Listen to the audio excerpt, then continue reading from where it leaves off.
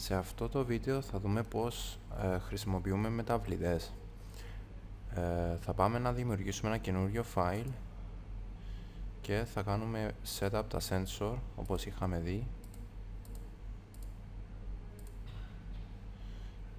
Πατήσουμε apply και ok και εδώ μέσα στο task main είναι που γράφουμε τον κωδικό μας. Εδώ θα δημιουργήσουμε τις μεταβλητές. Στη Robot C έχουμε 4 είδη μεταβλητών.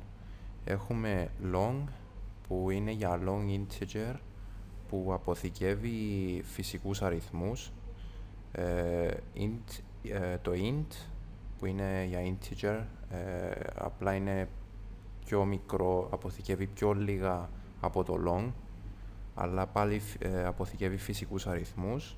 Έχουμε το float που αποθηκεύει reduce και bool που αποθηκεύει true ή false.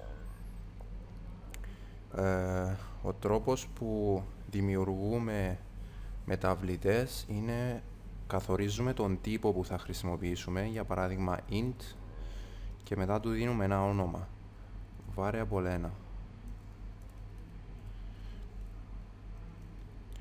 1. Μπορούμε να χρησιμοποιήσουμε το float,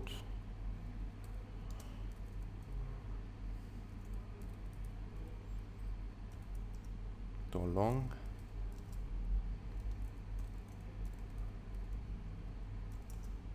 και τον bool.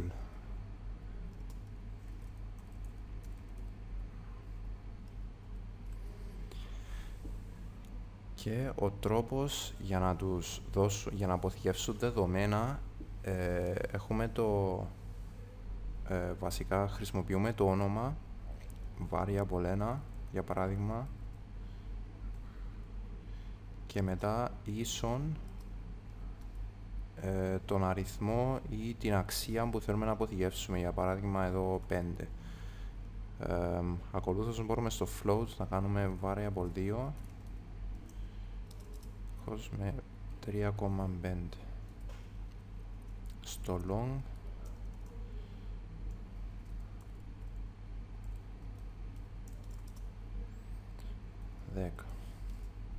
και τον bool που αποθηκεύει μόνο true ή false.